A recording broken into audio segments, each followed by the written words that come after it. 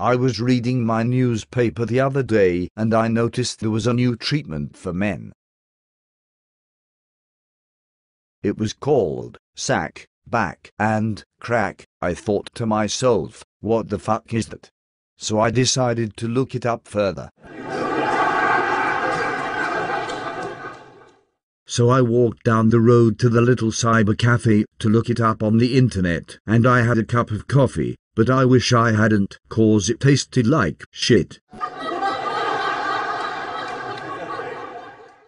I put in a complaint to the manager about the coffee, cause it tasted like shit. It turned out to be a woman manager, so I slapped her across the ass and told her not to take the piss before I put my foot up her ass and took over her job.